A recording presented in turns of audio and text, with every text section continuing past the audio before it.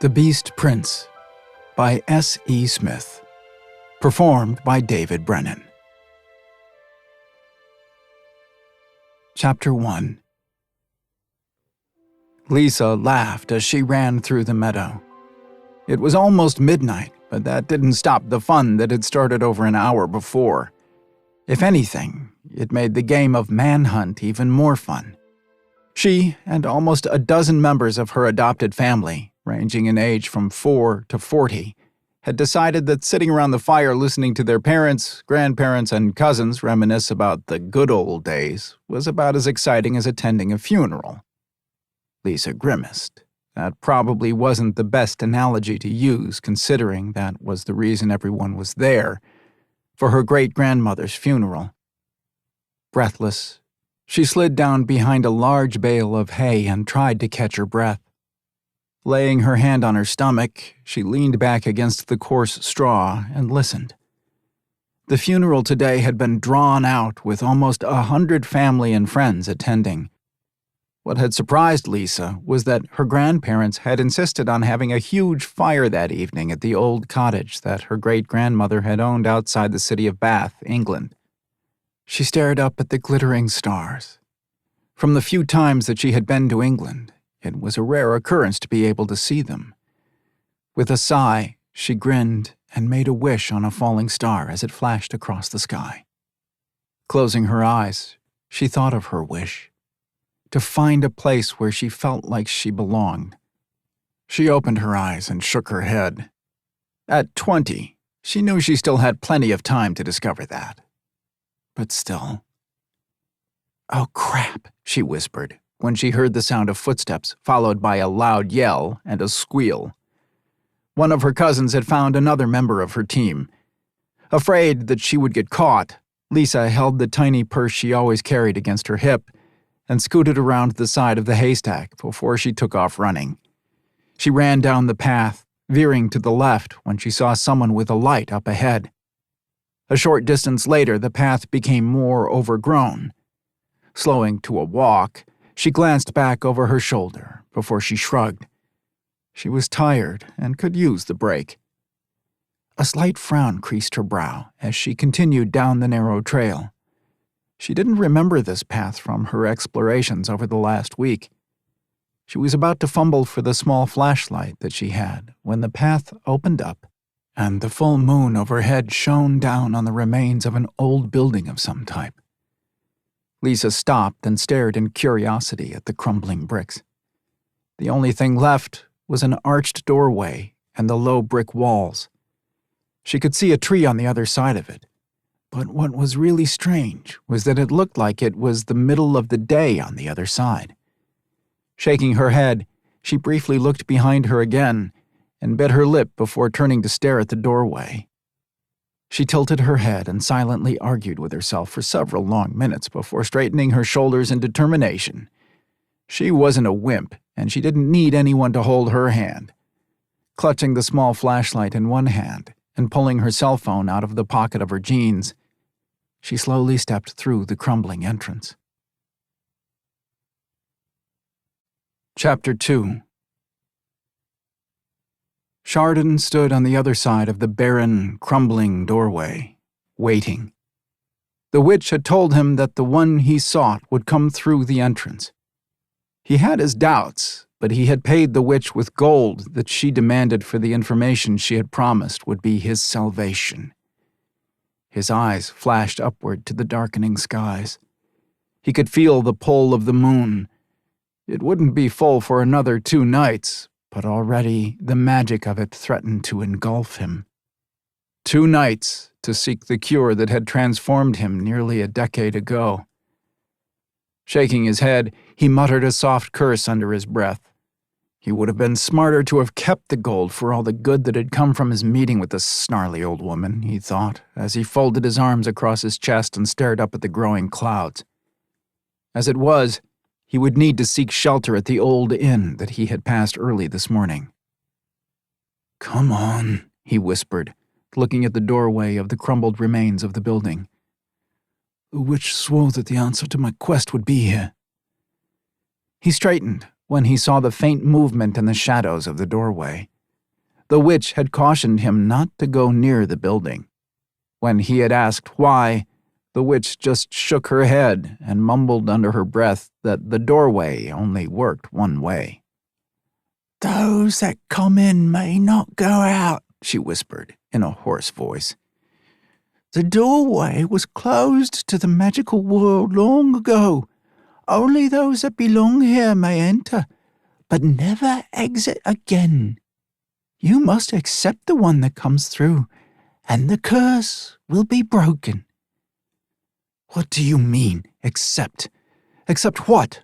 Chardon remembered asking in frustration. The witch grinned and shook her head. "You will see," she had cackled. Now, Chardon's eyes widened in surprise and disbelief as the curvy figure of a young woman stepped through the opening. Disappointment surged through him. The girl looked normal. How was she supposed to have the magic to rid him of the curse that had been laid upon him before he was even born? His first change to a werewolf occurred when he was barely 15 years of age. His parents had locked him away in the dungeon of the palace. The following morning, he had awoken starving and confused.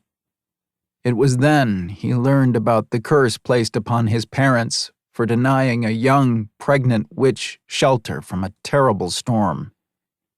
His parents had shared their grievous action with him and spent years searching for the witch to beg her forgiveness, but she had disappeared. Chardon jerked back to the present when the young girl turned back to the doorway. He was about to call out a warning when she hit the invisible wall that sealed the magical world from her own.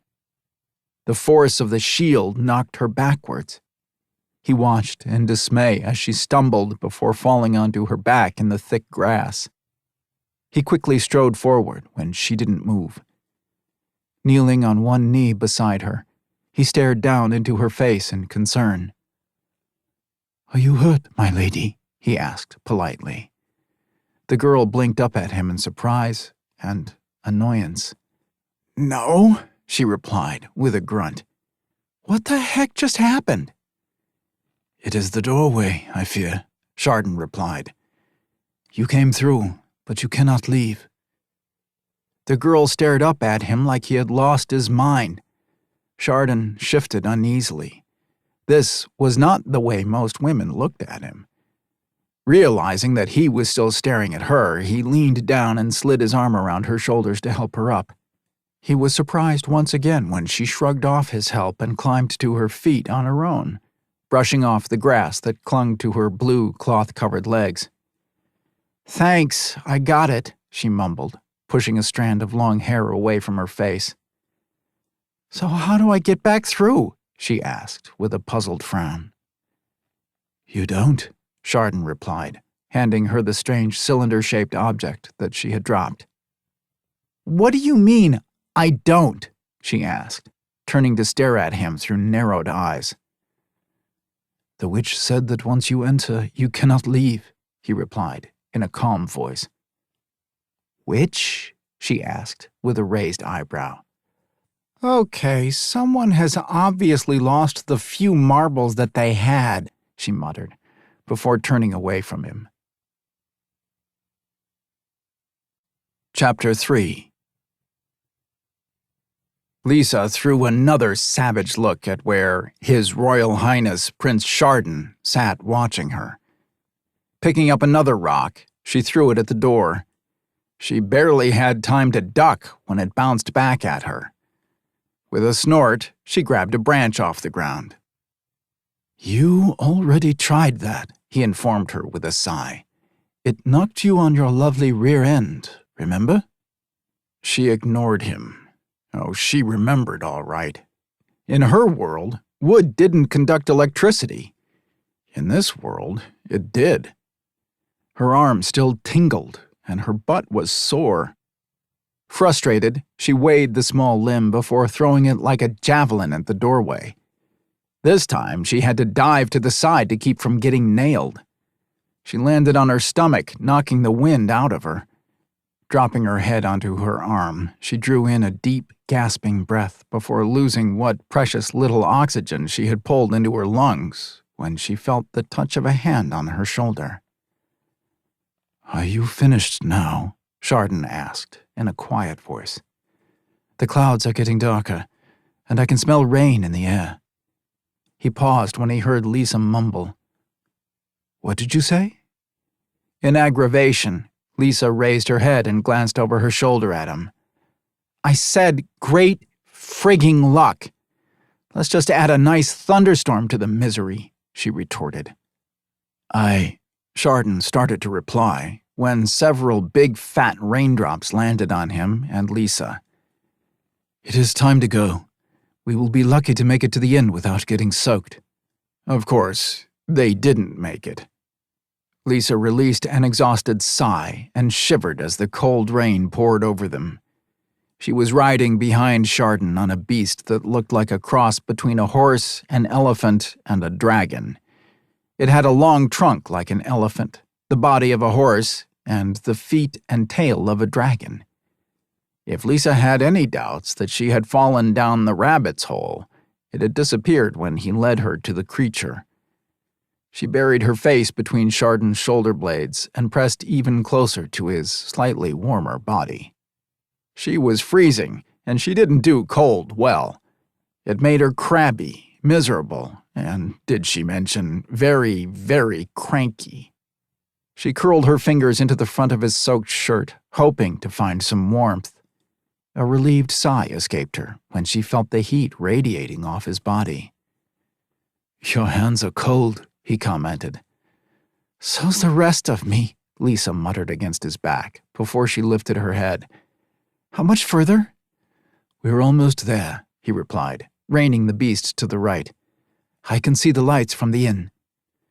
"Thank goodness," she retorted through chattering teeth. "I'm about to turn into a popsicle." Lisa stared over Chardon's shoulder. He was warm, and she was so cold that if it had been possible, she would have wrapped him around her without a second thought. Right now, she was too tired, cold, and hungry to care that she was in a strange world and might not have a way home. At the moment, all she cared about was finding a warm, dry place, a nice hot meal, and a soft bed. "I hope you have money," she said before sneezing. "Sorry, I don't think they'll take mine." Chardon chuckled. "I have gold," he assured her. Lisa grimaced. Gold? Shoot. If he was handing out gold, he could spill a little of it her way. She would have rolled her eyes at his statement if they hadn't been frozen.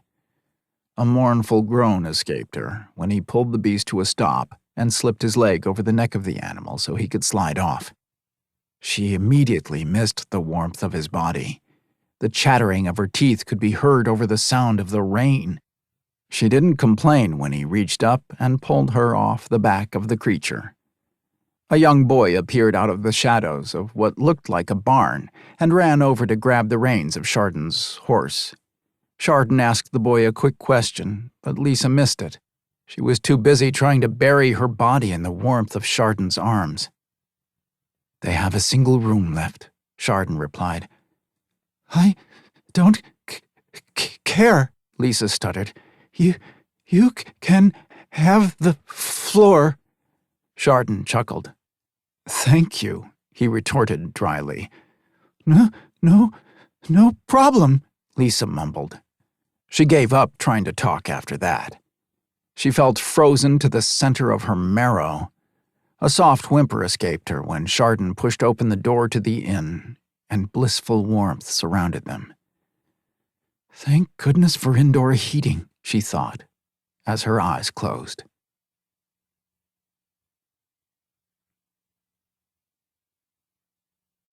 Chapter 4. Chardon felt Lisa's sigh of pleasure at the warmth in the room. He swallowed the chuckle that threatened to escape. For the past hour, she had practically crawled into his clothes with him. He felt a shaft of regret for her discomfort. In his haste to find the witch, he had left much of his gear back at the palace. He would have missed her entirely if he had not overheard one of the stable boys at the palace speaking of an old witch that his father had run into the day before. Pushing the memory away, he bent and carefully lowered Lisa to her feet before straightening as a male in his early 50s with dark gray hair and shaggy sideburns stepped up to them. Chardon knew the moment the man recognized him.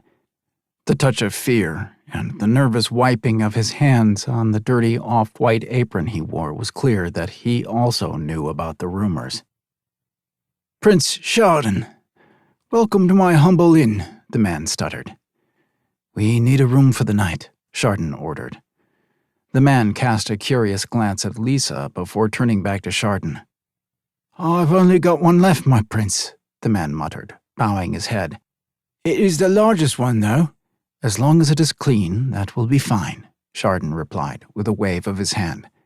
"My lady will need dry clothing." Chardon turned slightly when he felt Lisa nudge him with her elbow. "And food, preferably something hot," she whispered, looking around at the other occupants in the room. "And some food," Chardon added. "Immediately, Prince Chardon," the man said, turning and calling out to a young girl behind the bar. "Food and a clean gown for the lady." "Why is everyone looking at you so weird?" Lisa whispered, stepping forward when Chardon wrapped his arm around her waist. Chardon shot a heated glance at a group of men staring at them and shrugged. The look was clear. Beware and stay clear. He guided Lisa up the stairs. "Perhaps because I am the prince," he murmured. Lisa shook her head. "You don't look all that scary to me, and those guys looked scared," she muttered, turning to stare up at him. "Then perhaps it is because of the beast I turn into on a full moon," he stated in a calm voice, before pulling her through the door as the innkeeper stepped back. "Say what?" Lisa exclaimed, turning to stare at him in disbelief as he shut the door. Chapter 5. Lisa stood staring at the tall man leaning back against the door. He stared back at her with an intense look. She was waiting for him to add, "Just joking," but it never came. "Explain your last statement, please," she ordered, shivering again now that she didn't have his body heat to warm her. She glanced around the room. A small fire burned in the fireplace. Walking over to it, she turned her back to the heat and glared at him. "You're joking, right? You don't really turn into one of the horse, dragon, elephant things or anything, do you?" Chardon snorted and straightened when a soft knock sounded on the door. Lisa watched as he opened the door and took a long white piece of cloth and a tray from the person on the other side. Kicking the door shut with his foot, he walked over to the table set up near where she was standing. "No, I was not," he replied as he set the tray down before he held out the length of material. "There is a bathroom through that door. I suggest you hurry if you wish for the food to be warm." Lisa grabbed the material from him and stomped over to the narrow door in the corner of the room. Sure enough, there was a miniature bathroom on the other side when she opened the door. Stepping into it, she glanced at him with a pointed look. "I'll expect an explanation when I get out," she told him through gritted teeth before shutting the door firmly behind her. "I expect you will," he muttered, just loud enough for her to hear. Lisa didn't take long in the bathroom. She quickly stripped off all of her damp clothing and arranged them around the small room in the hopes they would dry before morning. She had to admit, the bathroom looked like her closet had thrown up. Turning on the shower, she stood under the spray. Still, as heavenly as it felt, she didn't want to take a chance of missing out on a hot meal. Stepping out of the shower, she quickly dried off and pulled the billowing white fabric over her head. She looked like a virgin waiting for an offering, she thought with disgust. Picking up her tiny purse, she pulled her comb out of it and pulled it through her hair. She braided it to the side before shoving the comb back into her handbag and opening the door. Chardon was sitting in one of the chairs in front of the fire, staring moodily at it. "You look like your best friend just told you to take a hike and your dog died at the same time," she commented, walking over to where he had placed their covered dishes. "So, tell me about the beast that you supposedly turn into." Chardon looked at her before turning his gaze to the fire. "Not supposedly," he said, with a slight shrug. "In 2 days' time, you'll discover that." Lisa sank down into the empty chair and studied his face. "I'm hoping to be home before that happens," she replied in a light tone. "So, do you get all hairy or what?" Chardon's lips twitched at her curious look. She knew he was expecting her to be all freaked out, but Lisa loved anything supernatural. Halloween was her favorite time of year. She always dressed up in the most creative costumes, and the house was decorated to the max. The haunted house at the theme parks had nothing on her. "Yes, I get hairy," he said. Lisa nodded, reaching for the cover of the dish closest to her. "I once saw this guy at the beach that was covered in hair. I swear he had more on him than Bigfoot, who, by the way, is absolutely scrumptious if you ask me. The guy could totally call me for a date on Friday night and I'd go," she said, with a wave of the fork she had picked up. "This doesn't taste half bad." "I don't believe I know this Bigfoot," Chardon replied, leaning forward to lift the cover over his plate. "He is someone you care about?" Lisa's fork paused halfway to her mouth before she shook her head and took a bite. "We only went out on one date in 7th grade. His cousin is the abominable snowman," she added, with a twinkle in her eye. Chardon looked at her suspiciously. "You are teasing me," he said, in a slightly surprised tone. "Actually, he's a mythical creature that lives in the forest of the Northwest," Lisa remarked with a grin. "You look like you could use it. So, what do you look like when you become this beast? Do you become like this werewolf with big fangs and a bushy tail?" Chardon paused in disbelief. "You have seen one before?" he asked, leaning toward her. "You know about them. Can you cure me of the curse?" Lisa's smile died. "No," she murmured, with an apologetic look. "I'm still trying to figure out if this is all a dream." Lisa watched as Chardon set his fork down and sat back in his chair. He stared moodily at the fire, lost in thought. For the first time since this crazy adventure started hours ago, she felt a ping of unease. "The witch swore that the one that came through the doorway would break the curse," he said in a barely audible voice. "I don't know if there is anything I can do to help you, but if there is, I'll try," Lisa replied, gently laying her hand on his right arm. Chardon just nodded. She felt bad there wasn't anything else she could tell him. She didn't know why the witch would have thought she, of all people, could help someone who turned into a werewolf. Heck, she couldn't even figure out what she wanted to do with her life. Not as though that was a problem now, she thought, as she sat back with an exhausted sigh. What major I was planning on changing to is nothing compared to figuring out how to get back home or dealing with being in a weird new universe. Chapter 6. "Lisa, wake," Chardon whispered. A reluctant smile curved his lips when she groaned, rolled over, and pulled the pillow over her head. It was obvious their late night before made her loath to wake. Still, he had no choice if they were to return to the palace tonight.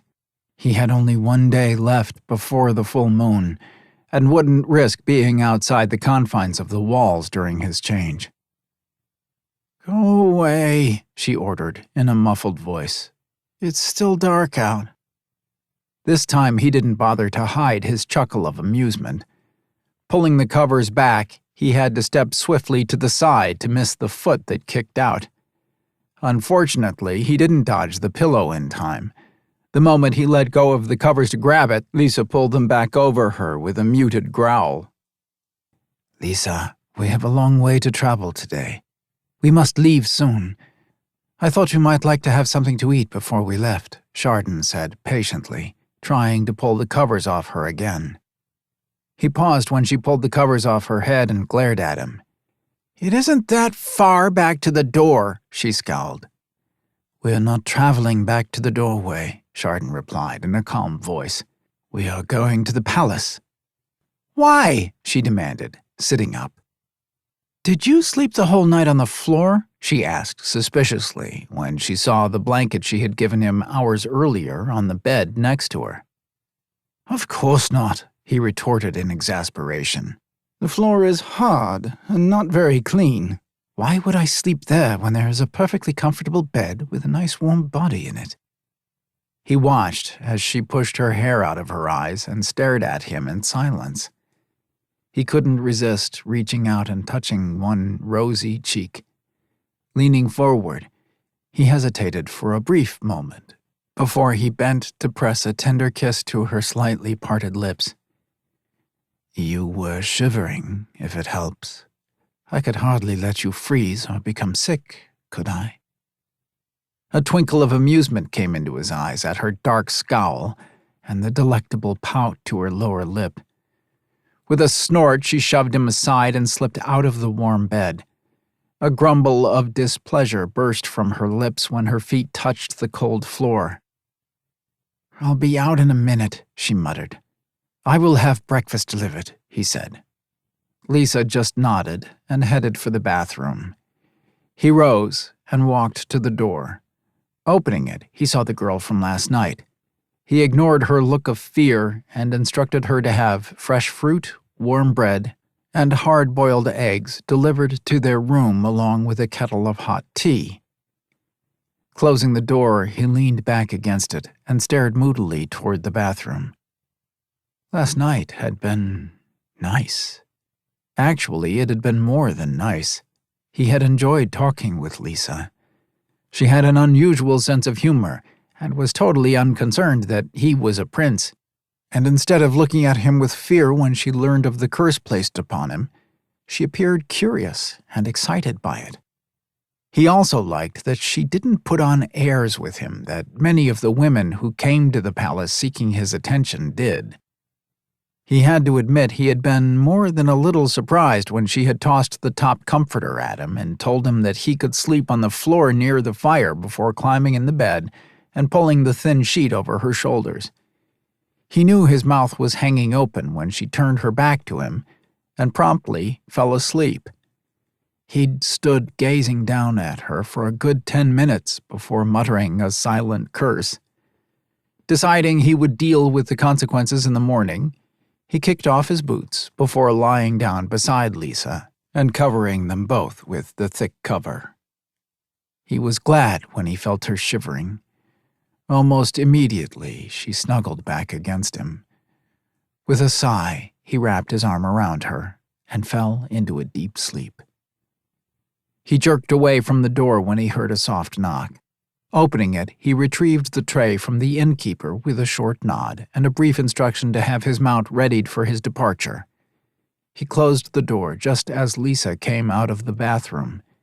She was wearing her outfit from yesterday and was braiding her hair once again. "The day appears to be clear of rain," he said with a smile. "I hope you're hungry." He watched as a grimace crossed her face, and she ran her hands down over her hips. "Always, if you couldn't tell," she said with a sigh.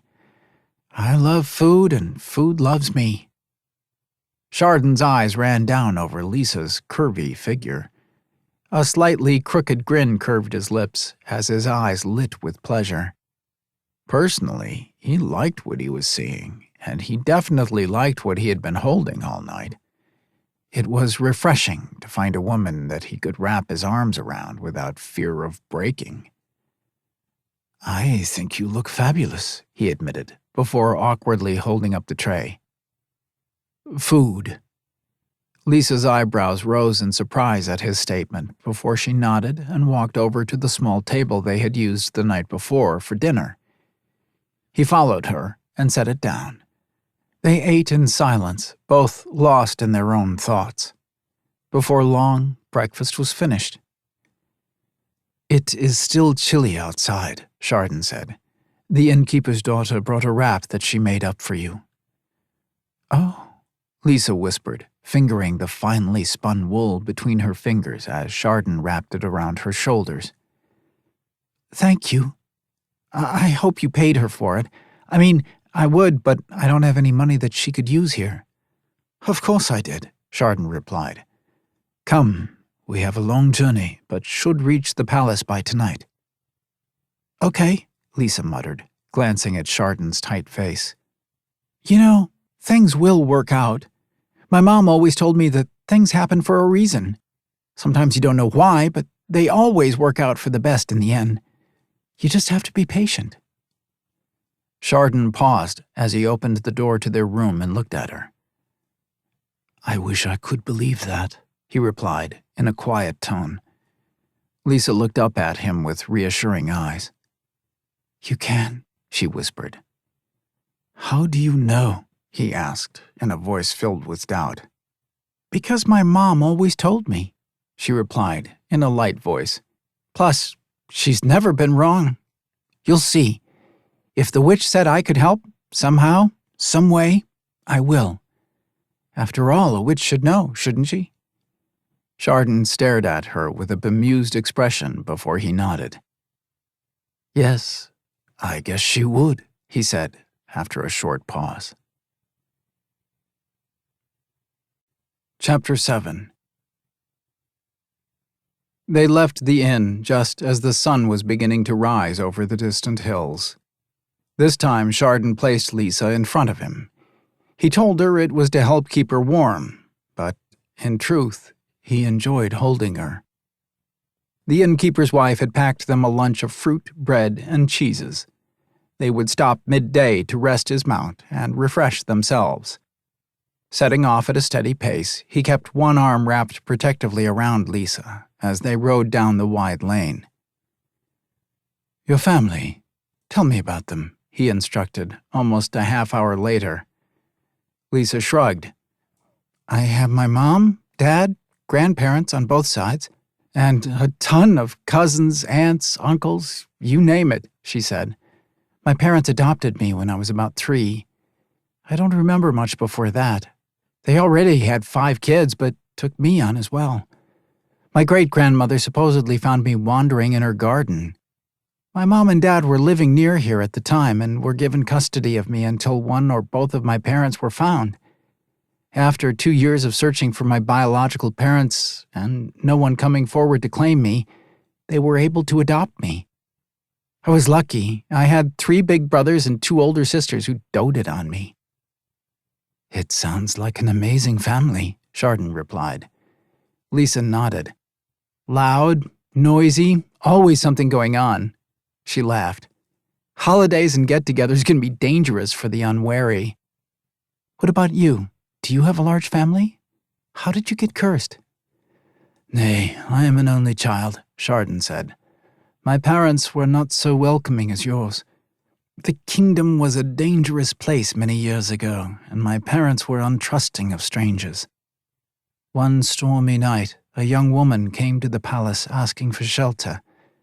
The guards took pity on her, but not my father. He ordered her to leave. When she begged my mother to intervene, to at least let her stay the night, she refused. In anger, the woman swore they would pay for their selfishness. She cursed that one day they would know what it was like to want to protect their child and be denied it as she was led outside the gates." "But why blame a baby for something the parents did?" Lisa asked, glancing over her shoulder at him. "I mean, I can understand her being pissed at your parents, but you? You didn't have anything to do with their decision." Chardon shrugged. "A parent wishes to protect their child," he replied. "Perhaps since she felt they were threatening her babe by casting her out into the storm, she thought they should know what it felt like to be powerless. I don't know, and I really don't care. All I know is that for 3 days each month for the past 10 years, I have been cursed to live in dungeons below the palace as a beast." He could feel Lisa's sympathy. He wasn't looking for pity. He received enough of that each month as his father locked him in the bowels below the castle, a single window and candles his only light for the duration of his change. "Well, it could be worse," she suddenly said. Chardon raised an eyebrow in doubt. "How?" he asked. "You could be sick with a terrible disease that there wasn't a cure for, or 1,000,001 other horrible things," she explained, leaning back against him and wrapping her hand over his. "Sure, you change, but only for a few days each month, and you still have your parents and a palace and a whole host of other things to be grateful for." A low chuckle escaped him. He did not know anyone who had ever explained his situation in such a positive way. Bending forward, he pressed his lips against the side of her head. "Thank you, Lisa," he murmured next to her ear. "It will be interesting to see if you feel the same way tomorrow night." Chapter 8. It was almost 9 that night before they arrived at the palace. Lisa was glad that Chardon had better night vision than her. Then again, she was glad she didn't when she saw the dark shadows of animals cutting through the trees. She had ridden behind Chardon as it grew darker so he could hold on to the sword that was strapped to the saddle. He said that he would need both hands if it came to a fight. Fortunately, it hadn't. A tired, relieved sigh escaped Lisa as they rode through the entrance to the palace. Her butt was sore, and the inside muscles of her thighs were screaming in protest. She was used to going horseback riding. It was one of her favorite pastimes. In fact, she went just about every weekend back home. But she had never spent the entire day on one. "Thank you," she muttered with a wince as Chardon helped her off the horse-like creature. I'm going to be sore tonight."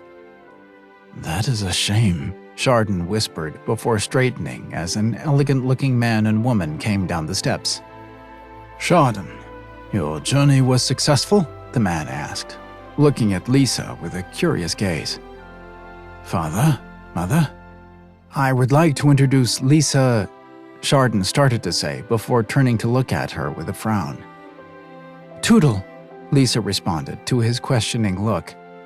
"Lisa Tootle. As you can imagine, I took a lot of ribbing from the kids at school with a last name like that." "Welcome, Lady Tootle, to Castle Brighton," the king replied. "It's nice," Lisa responded awkwardly. "It's a pleasure to meet you." "Lisa is sore and weary after our journey," Chardon said, wrapping his arm around her waist. "We are also hungry." "I will see her to her room," his mother said, stepping forward. "Go clean up, and I'll have a meal prepared for you both." Chardon paused long enough to brush a kiss along his mother's cheek. "Thank you, Mother," he whispered, smiling down when she looked up at him with an anxious expression.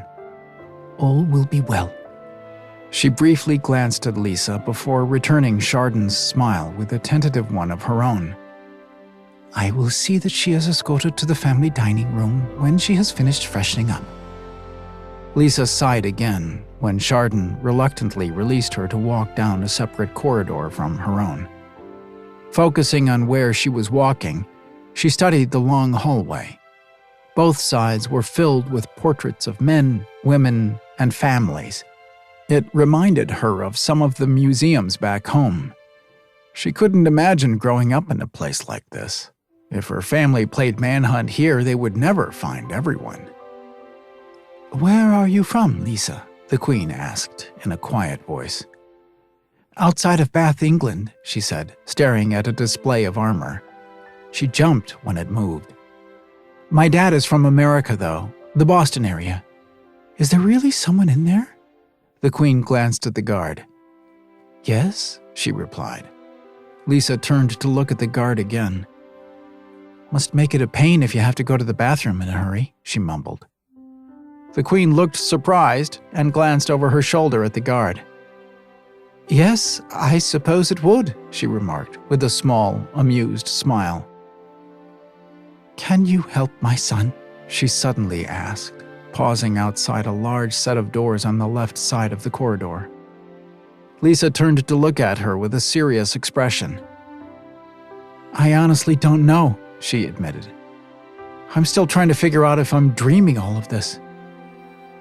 "You're not," the Queen replied with a heavy sigh. "I hope that you can help us. Him," she added, looking carefully at Lisa. "I fear you are our only hope." Lisa shook her head. "No, there is always hope," she said. "You just have to believe. That's what my mom always says. She said, if you believe hard enough, anything is possible. Of course, she also writes books for kids and works at the Renaissance Adventures dressed as the Fairy Queen, so who knows if it really works or not." "She sounds like a wonderful woman," the Queen responded. "Yeah, she is," Lisa replied, stepping into the room after a servant appeared out of the shadows and opened the door. The room was huge, bigger than most of their house back home. There was a large 4-poster bed set against the far wall in a room attached to the one they were standing in. This room held a long, narrow couch, 2 chairs, and several low tables. In front of it was a fireplace large enough for her to stand up in. A row of glass doors lined the far side of the room and led out onto a covered balcony. "Nice," Lisa said, shifting again. "I will leave you to freshen up," the Queen replied, turning back toward the door before she paused. "I will have someone escort you to the family's private dining room in half an hour." "Thank you," Lisa whispered, suddenly feeling both exhausted and overwhelmed at the same time. The Queen didn't reply as the door opened again for her and she stepped out. Lisa walked through to the bedroom once she was alone, staring at all the finery. She paused a moment before releasing a tired breath and walking into the bathroom. She was surprised to see a gown that actually looked like it might fit her hanging on a hook just inside the door. Deciding that was a subtle hint to dress in something nicer than jeans and a t-shirt, she quickly shed her clothes and showered. She felt refreshed after the warmth of the water soothed her aching muscles. Drying off, she quickly dressed in the clean clothes that had been laid out for her. She jumped when she stepped back into the living room area and saw Chardon standing in front of the long row of windows. He was staring out over the gardens that were lit by a series of torches. She couldn't help but admire him. His hair was a dark blonde and cut short. His shoulders were wide, and his hips. She swallowed. He had a really cute butt. He stood at least a head taller than her own 5 feet 7 inch frame. She liked that. He had a chiseled jaw, a nose that looked like it might have been broken at least once, and light gray eyes that brimmed with intelligence. She also found him to be reflective, mature, and she really loved his quirky, dry sense of humor. Deciding she had gawked long enough, she cleared her throat to let him know that she was there. A self-conscious smile curved her lips as she held out the soft blue gown she was wearing. She felt like she was going to the prom all over again. Personally, she thought twice in one lifetime had been enough, though she had to admit the appreciative look that came into his eyes was worth it. "You look lovely," he said, walking toward her. Lisa could feel the blush rising in her cheeks and grinned. "I feel like I'm ready for my high school homecoming dance again," she admitted, fingering the material with her right hand. "I thought she was sending someone to escort me to the dining room." "I sent them away," he murmured, stepping closer. Lisa's breath caught in her throat when he reached up and ran his fingers lightly along her cheek. Instinctively, her head turned closer to his touch. She wanted more. "Lisa," he whispered, before his hand slid along her jaw. Lisa stepped closer at the same time as he did. Their lips connected in a soft kiss that quickly grew heated. She ran her hands up his chest and around his shoulders as his own arms quickly slid down to wrap around her waist. Her lips parted, and her fingers threaded through his hair as she responded to his passion. A soft moan escaped her when he reluctantly pulled back. She hadn't realized that her eyes had closed during their kiss. Her eyelids fluttered for a moment before she stared up at him with a slightly dazed expression. "I shouldn't have," he started to say before stopping and releasing a deep breath. "Yes, I should. I want you to know that even though we've just met, you make me feel things that I have never felt before. I want you to know how much it means to me before—" Lisa lifted her left hand off his shoulder and tenderly brushed his cheek when she saw the sad look that came into his eyes. She stroked the lines at the corner of his mouth with her thumb, a look of concern in her eyes when he closed his eyes. There was something he wasn't telling her, something very important. "What is wrong?" she asked. "Tomorrow," he began, opening his eyes to stare down at her again before his voice faded and he shook his head. "Tomorrow, I would like to take you out to see the kingdom." "I'd love that," she replied. "Chardon, everything will be all right. You'll see. We'll figure out how to break the stupid curse. You have to believe that." He leaned forward and pressed another hard kiss to her mouth, just as a knock sounded at the door. "You make me want to believe," he said in a low voice. "Come, my parents are waiting for us. They are curious about you." "Great," Lisa replied, with a roll of her eyes. "Only the second day in a strange world and I'm entertaining royalty. Who would have thought?" Chardon chuckled. "They will love you as much as I do," he teased, sliding his arm around her when the door opened. A warm glow swept through Lisa at Chardon's teasing comment. Walking beside him, she felt more like she was floating. Deep in her heart, she knew that things would work out. For the first time in her life, she finally felt like she had found her place in the world. Chapter 9. Late the following afternoon, Chardon laughed as Lisa discussed the different seasonings the bread maker used in his breads. She had fallen in love with the hot, crusty rolls and sweet cream butter combined with a spicy cheese. The smile on his face died as he glanced up at the sky. It would be dark in a couple of hours. Regret poured through him. He had only a few hours left to spend with Lisa. He quickly discovered this morning that the more time he spent with her, the more he wanted. He knew he should have told her the whole truth, but deep down he had hoped that she was right, that everything would work out for the best. Suddenly, he wanted to spend the last few hours alone with Lisa. Those precious hours would have to hold him for the rest of his life. Stepping forward, he wrapped a possessive arm around Lisa and gave the bread maker a stiff smile. "I apologize for cutting your conversation short, but we must leave," Chardon interrupted the bread maker. "Thank you for your delicious meal." "My pleasure, Prince Chardon," the bread maker said with a pleased smile. "I will send a basket of fresh bread, cream, and cheese to Lady Lisa this morning." "Awesome," Lisa said, pulling away from Chardon long enough to hug the bread maker. "Thank you so much." Chardon chuckled again at Lisa's enthusiasm and the bread maker's suddenly red face. Reaching out again, he wrapped his arm around her waist once more, this time holding on with a firmer grip, and turned them away. They quickly stepped out of the roomy shop and onto the bustling sidewalk outside. "Where are we going now?" Lisa asked, as Chardon helped her onto his mount. Chardon quickly slid into the saddle behind Lisa.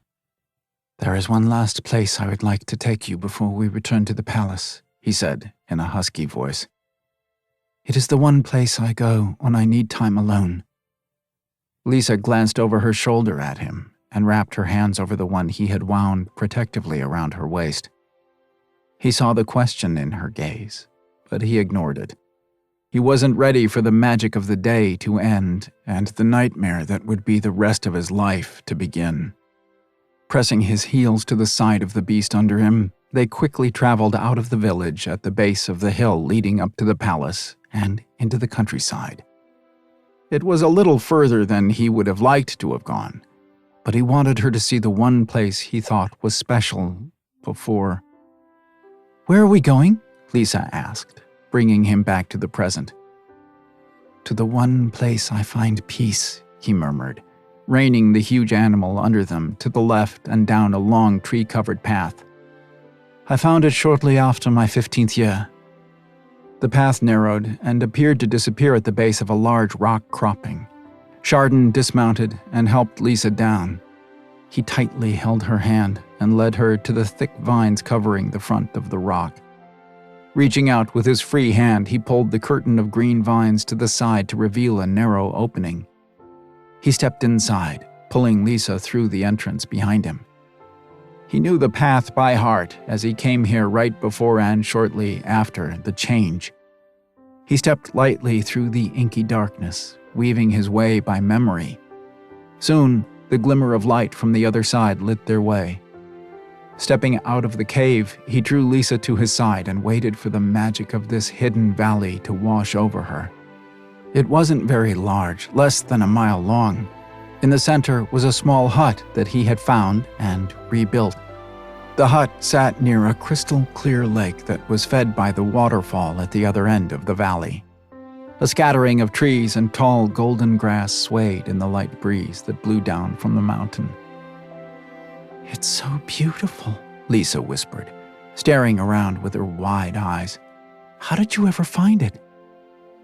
"I was scared after the first time I changed," he admitted, turning to look down at her upturned face. "My parents told me about the curse and how they'd hoped it wouldn't come true. I was furious with them. I didn't understand why I should be punished for a deed that was no fault of my own." "I don't blame you," Lisa whispered, touching his face. "I would have been upset too." Chardon turned his face just enough to press a kiss to the palm of her hand. "I ran, thinking if I put enough distance between my parents, it would change things," he continued, turning to stare down at the small hut. "I discovered you cannot run from who you are. I met an old woman along the road. One of the wheels on her cart had broken, spilling the vegetables she was taking to the market to sell. She asked if I would help her. I fixed the wheel and helped her pick up the vegetables. She gave me a few pieces of food and told me to take this path. I did and came to the cliff. I tried to climb it, but the walls were too steep. I finally discovered the entrance hidden behind the vines, and it led me here." "Well, if you think of it," she murmured, gazing down at the valley. "If you hadn't changed, then you wouldn't have run away and you wouldn't have met the woman who told you about the path." Chardon shook his head. "And if the cliff hadn't been so steep, I would have missed the cave," he added with a chuckle. "You always look at things from a strange perspective, Lisa." "I know," she replied with a shrug. "Can we go down to the hut?"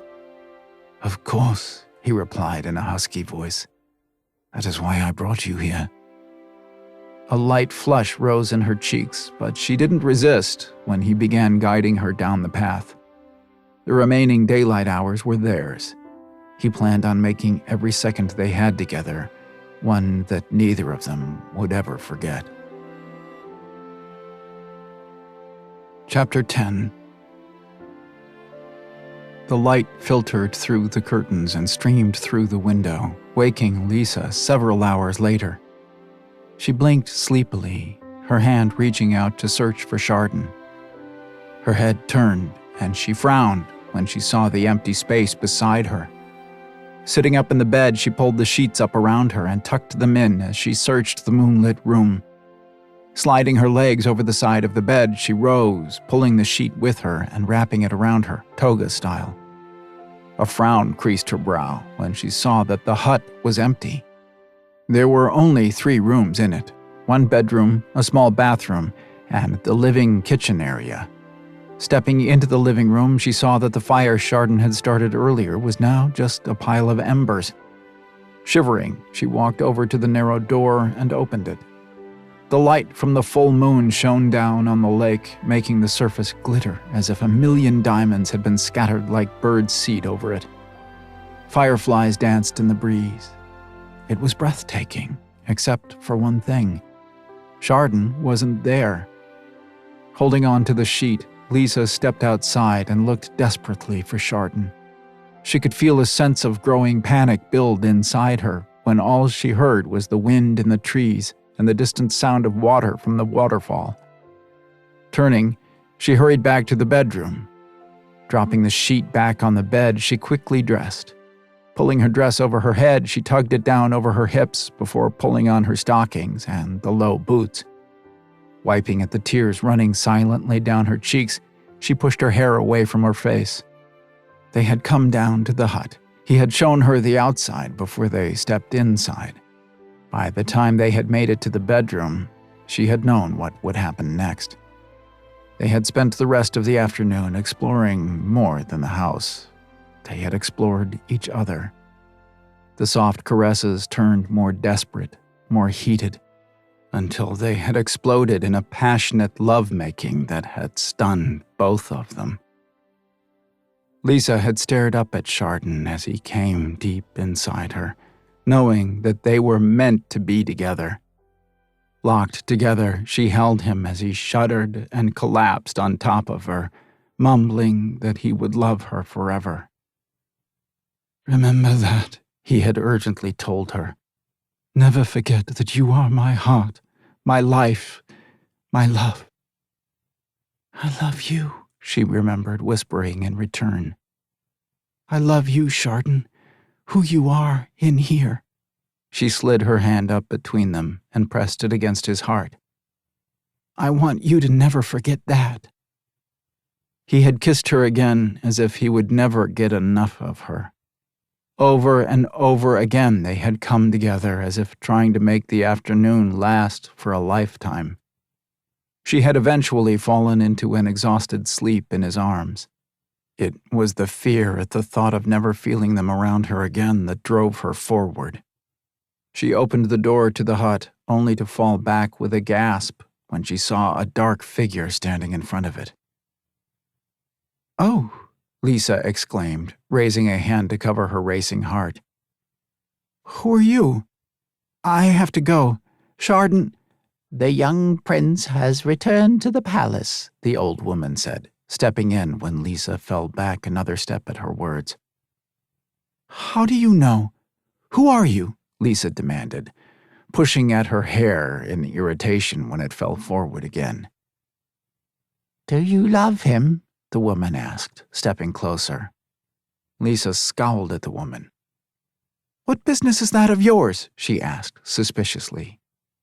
"Listen, I don't know who you are, but I really have to go. If you need a place to stay for the night, make yourself at home, but I must go. I have to get to the palace." "Do you love him, Lisa?" the woman asked again, this time in a softer voice. Lisa paused, about to tell the woman to just get the heck out of her way, but something held her back. Swallowing, she nodded. Perhaps Chardon had told the woman something. "Yes," she replied. "Yes, I love him." The woman stepped forward again until she was standing eye to eye with Lisa. "Even if he is a beast?" the woman asked in a barely audible voice. Lisa's eyes softened as she thought of Chardon.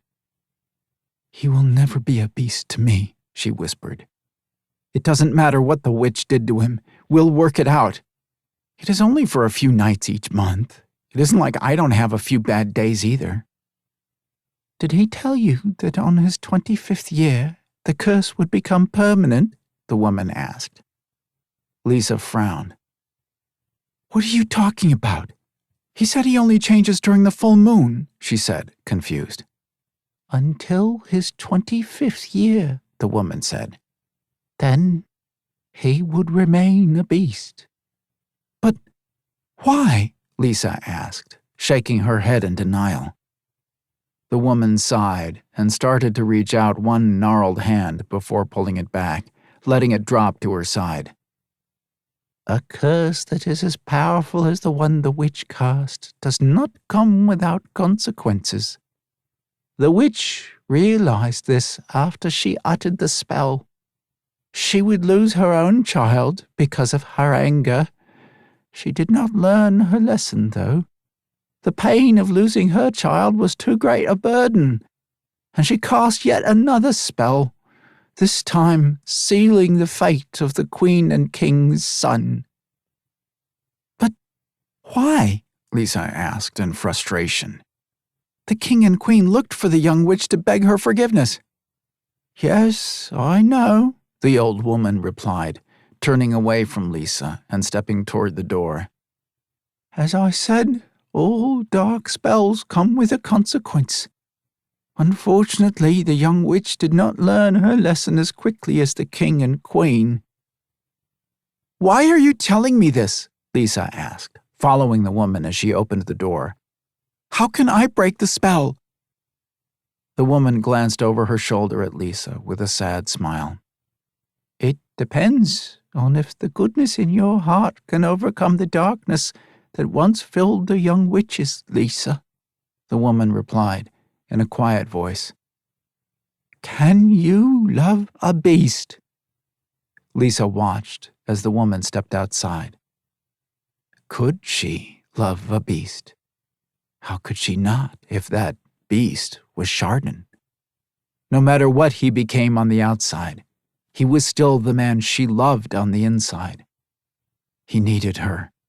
That was all that mattered now. "Yes," she said, stepping through the door. She paused when she realized the old woman was gone. "Yes, I can love him." A smile curved her lips as she felt the power of that love sweep through her, her face lit with her determination. Turning, she shut the door behind her. "Yes, I can love him," she yelled up at the moon. "He's mine. Do you hear me? I love him." Taking off at a run, she raced to the entrance to the cave. Using her right hand to help guide her, she hurried through the dark tunnel, bursting out through the other side, startling Chardon's mount, who was grazing on a patch of grass. Rushing toward the animal, she grabbed the reins and climbed onto the saddle. She turned the mount and kicked her heels, racing down the shadowy path back toward the palace. The wind tugged at her hair, and she felt stronger and more confident the closer she got to the palace. She let the animal under her have its head as they traveled down the wide lane through the village. She kept one hand on the reins and the other wrapped in the coarse mane as her knees pressed tightly to keep from falling. "Go," she breathed, "as fast as you can." The village flashed by her in a blur as the mount heard her desperate cry. The sounds of its massive feet against the drawbridge and the call of the guard to open the gates were whisked away as she flew by them. Pulling on the reins, she half jumped, half fell from the saddle as the heaving animal skidded to a stop at the bottom of the steps leading into the palace. Lifting the hem of her dress, she ran up the steps, only slowing when the huge double doors opened and the king and queen stepped out. "Chardon?" Lisa whispered in a breathless voice. "Is he?" Tears glimmered in both of their eyes.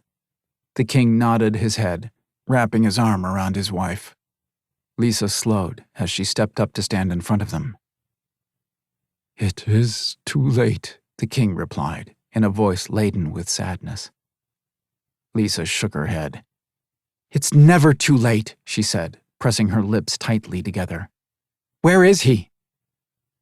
"In the dungeon," the king replied, "where he will remain for the rest of his life." "Not if I have anything to do with it," Lisa vowed, stepping past them. "Lisa, can you?" the queen asked in a desperate whisper. Lisa shook her head. "I don't know," she admitted, before straightening her shoulders.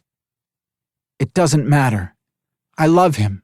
Whatever happens, we'll work it out." The queen's shoulders drooped, and she leaned back against the king. "Be careful," she whispered. "He is hurting." Lisa nodded. "I won't leave him," she promised, looking at the king. "Can you take me to him, please?" The king nodded and turned. "Follow me," he instructed. Lisa swallowed and followed the king as he led her down a series of corridors before pausing at a door that had 2 guards standing in front of it. Turning, he pulled a set of keys from a loop at his waist. He unlocked the door and stood back. Lisa took a step forward, surprised when he didn't go first, but held out the key ring to her. "You must go on your own from here," the king advised. "Be careful. If he should attack, there is nothing I can do." Lisa smiled reassuringly at the king, feeling more confident on the outside than she did on the inside. "He won't," she assured him, before turning to look down the long, winding staircase.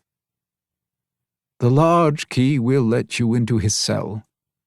I hope, for my son's sake, that this will help him," the king added, with a heavy sigh, stepping back from the doorway. Lisa started down the steps, pausing when she heard the door behind her close and the loud sound of the lock echoed behind her. Straightening her shoulders, she continued down the softly lit spiral staircase. The low moan of an animal in pain echoed softly in the direction she was going, growing louder the lower she went. "Chardon?" Lisa called out in a gentle voice. "Lisa! What are you doing here? You must go!" Chardon's anguish-filled voice resonated through the dimly lit area. "No," she responded, walking slowly to the heavy metal door with 2 small windows, one near the top and the other at the bottom. "I'm coming in." "No," Chardon hissed. "You can't." Lisa shook her head. "Yes, I can and I am," she said with determination. A loud howl filled the air, sending a shiver through her. The goosebumps that formed on her arms were not from fear but the sound of pain in the mournful tone. She lifted the heavy key and slid it into the skeleton-shaped lock and twisted it. The click of the lock disengaging sounded loud in the sudden silence that followed Chardon's outraged cry. She drew in a deep breath before pulling the door open and stepping inside. She turned just far enough to shut the door behind her. Determined, she dropped the key ring to the floor, wincing when the metal struck the stone. It sounded unusually loud in the large room. She kicked the keys through the narrow flap at the bottom of the door.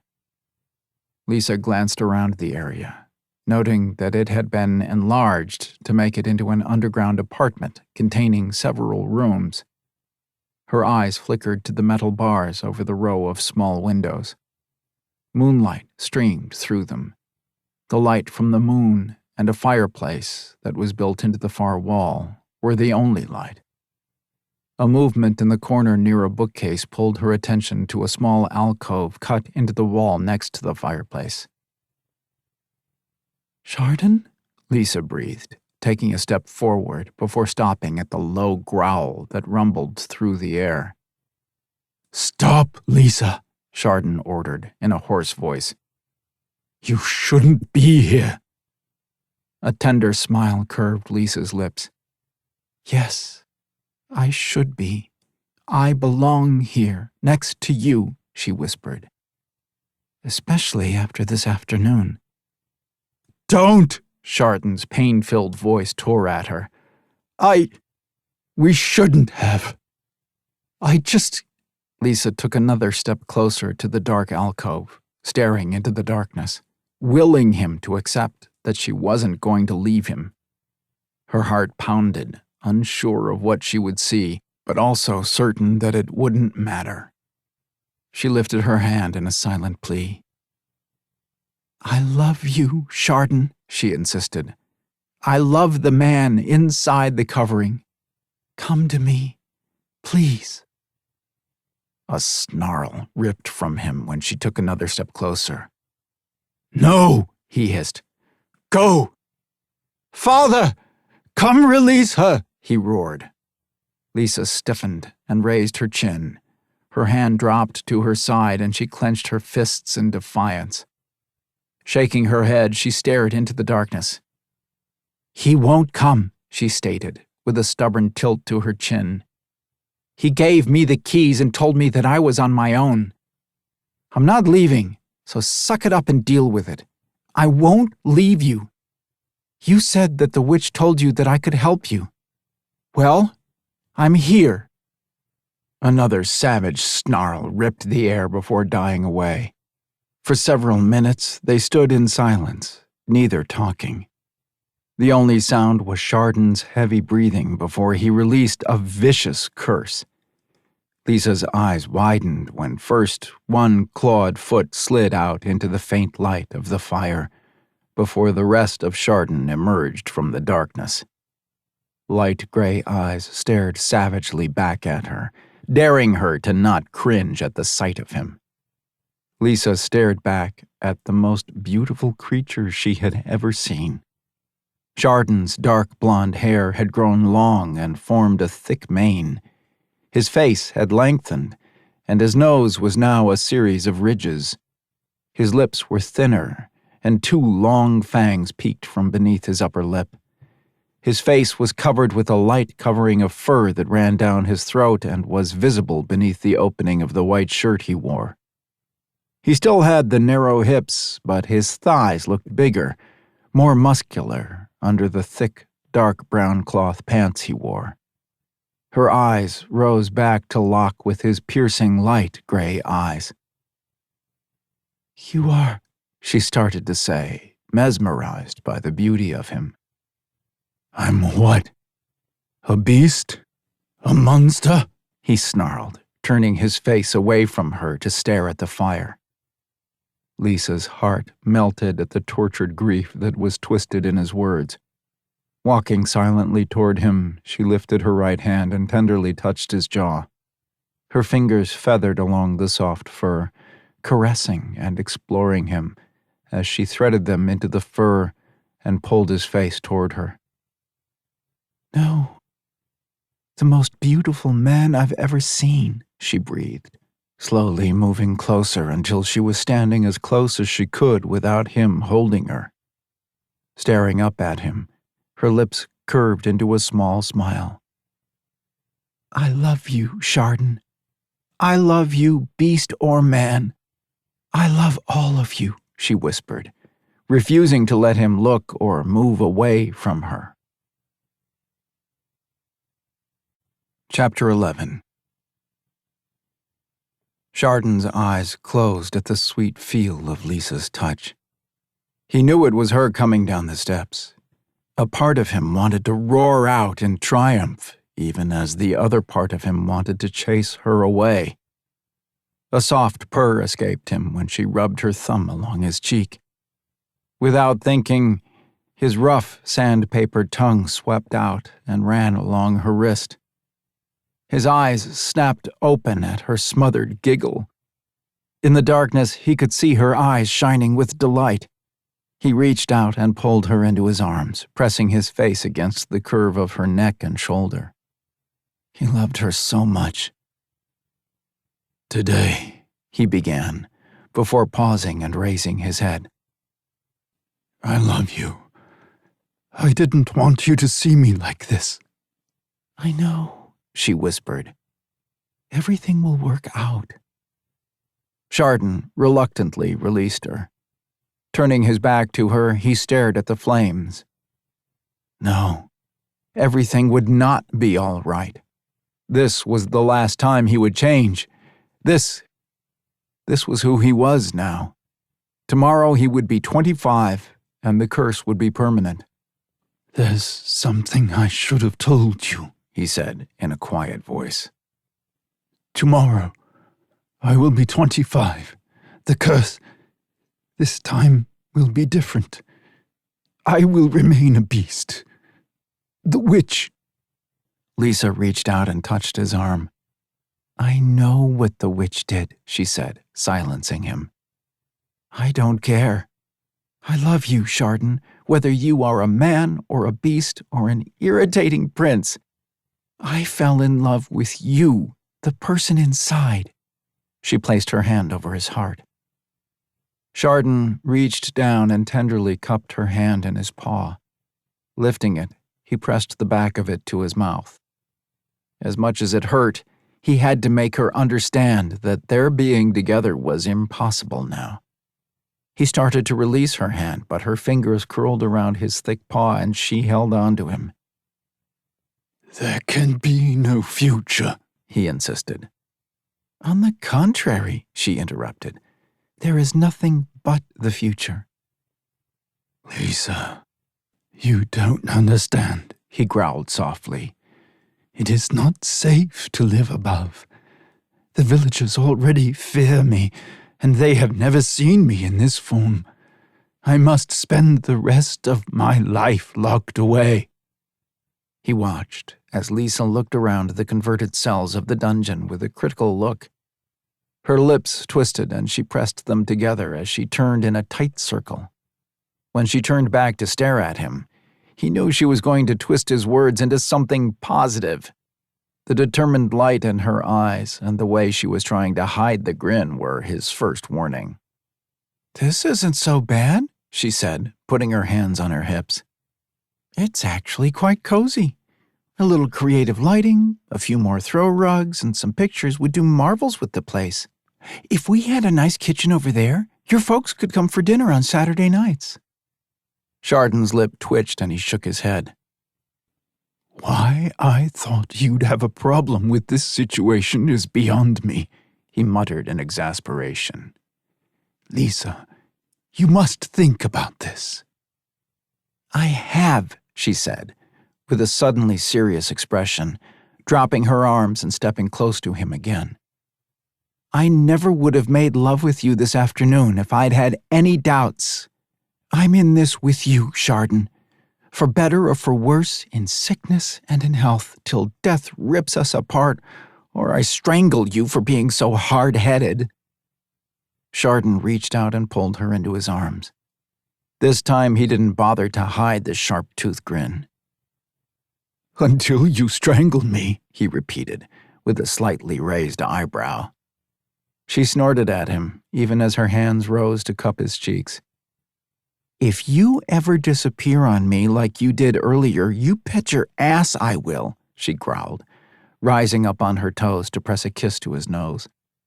Chardon groaned and leaned down and rubbed his cheek against her neck. I love you, Lisa, he whispered, closing his eyes as a strange dizziness swept over him. Lisa. Chardon, Lisa cried out in alarm when she felt him sway. Her arms moved down to wrap around his waist when his knees suddenly collapsed. She steadied him as he sank down to the floor. Chardon, what's wrong? I don't know, he muttered as he fell backwards and stared up at her. I feel strange. Chardon, she whispered his name again, frantically touching his face. I'll get help. I'll call your father. No, he choked. Don't leave me. I love you, she whispered, stroking his face tenderly with her hands. A wave of heat rose up in him. He tried to imagine it was Lisa's love causing the heat, but he feared it was something else. Perhaps there had been a part of the curse he was unaware of. His body arched as the moonlight from the windows washed over him. Turning his head, he stared at the shimmering beams. It felt as if it was sucking the life out of him. He weakly raised his hand to catch the tear on Lisa's cheek. His hand froze midway. It was glowing. The light swirled and twisted, sparkling as it floated upward. In the transparency of the moonbeam, he could see the magic of the witch's spell as it floated upward, as if held a prisoner in the shaft of light as it moved away from his body. Lisa's hand reached out and wrapped around his, threading her fingers through his. Lisa, he exclaimed, in a hoarse voice. "Hold on to me," she choked out. "Don't you dare let go." Shimmering waves floated upward from his body, lifting him off the cold stone floor. They watched together as the thread-like filaments rose, swirled, and disappeared through the open window above. Chardon gasped as the last threads snapped and his body sank back to the ground. Shaken, he gazed up at Lisa's stunned face. "What?" he whispered, pushing past his fear. "I see you," she said softly, lifting his hand and pressing it against her cheek. "I see you, Chardon." Chardon's eyes moved to where his hand was pressed against her cheek. His hand, not that of the beast. His fingers trembled as he pulled them free. He turned it, staring at it in wonder before looking back at Lisa with a growing smile. Their laughter erupted as his arms swept out to wrap around her. Rolling, he stared down at her for a moment before pressing his lips to her in a kiss that held all his love for her in it. "Forever," he whispered, when he pulled back several breathless minutes later. Lisa smiled up at him. "You bet your ass forever," she swore, wrapping her fingers around his neck. "I still think you were gorgeous before, too." Chardon laughed, pushing up off the ground with her still holding onto his neck. He rose, pulling her up into his arms as he did. Holding her tightly, his eyes flickered to the moon high above. "We have the rest of the night for you to tell me how much," he teased. Lisa sighed and rested her head against his chest. "We have the rest of our lives," she corrected. Chardon closed his eyes for a brief moment as he hugged her to him. He didn't know if it was her love for him, or his for her, or the combination of the two that broke the curse. He didn't care. As long as Lisa was with him, they could face anything together. Opening his eyes, he carried her to his bed. Tomorrow would come soon enough to let his parents know the curse had been broken. Tonight was all theirs. Lowering Lisa down onto the covers, he pressed another kiss to her lips even as his fingers worked on the ribbons holding her dress on. Her fingers were making short work of his shirt. Soon, they were wrapped around each other, dressed in nothing more than the glow of the moonlight and their love. Epilogue. "Lisa, hurry, it's time," the Queen said with a laugh. Lisa smoothed the white silk down over her stomach one more time before she turned and picked up the bouquet of flowers. Swallowing, she nodded. Today was her wedding day. It had been almost 2 months since that night in the dungeon. 2 months that had sped by at an amazing rate. The palace had been open to any and all who wished to attend the wedding of Prince Chardon and Lady Lisa Tootle. The only ones missing were Lisa's adopted family. "I'm ready," Lisa said, turning and freezing when she saw the Queen frozen like a statue by the door. Next to her was a middle-aged woman that looked vaguely familiar. "Who are you? What have you done?" The woman stared at Lisa with wide brown eyes that shimmered with tears. Stepping closer, she raised a trembling hand and touched Lisa's rosy cheek. It took a minute for Lisa to realize why the woman looked so familiar. She looked just like her, only older. "My beautiful, beautiful little girl," the woman whispered. "For so long, all I could do was watch you from afar." "Who are you?" Lisa whispered again, this time in a slightly choked voice. The woman smiled tenderly at Lisa. "I'm your mother," she said, in a voice filled with emotion. "Justacia." "My mother?" Lisa choked, stepping backwards several feet. "How? Why?" A sad smile curved Justacia's lips. I was a foolish young witch who allowed her anger and bitterness to control her. You were ripped from my arms and cast to the other side of the doorway. I could see you, but never touch." Lisa frowned as she studied Justasia's face. The frown cleared as more pieces to the puzzle came together. She had seen this woman before, at the small hut in the meadow, only that time she had been old and wrinkled. "It was you," she began, with a shake of her head. "Yes," Justasia said, twisting her hands together and looking away. "I met your young prince shortly after his first change. He wasn't like his parents. He helped me and asked nothing in return. I sent him to the valley where I had planned to raise you. A few months ago, I found hope that there might be a way to break the curse I had cast and bring you home. The young prince came to me again. You were old, and you took his gold," Lisa accused, raising her eyebrow at Justasia. Justasia chuckled and nodded. "Even a witch needs money to survive. The first spell ripped you away from me.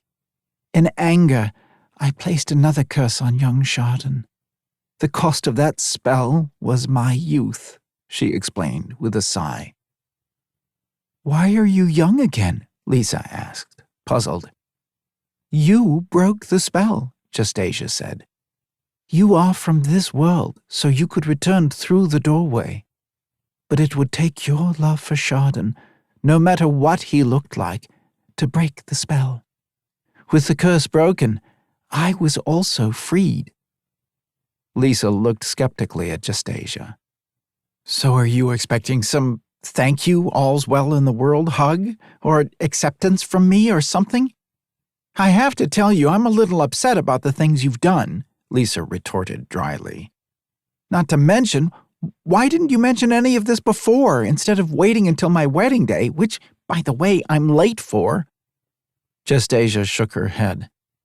"No, I don't expect you to forgive me," she replied with a sad smile. "I just wanted you to know that I'm sorry and that I love you. I always have." Lisa shifted uneasily from one foot to the other, her lips twisted in sardonic amusement. She had to admit, if she looked at the positive side of things, she might not have met Chardon if not for all the misadventures. Glancing at Justasia under her eyelashes, she finally released an exasperated sigh. She had never been good at holding a grudge.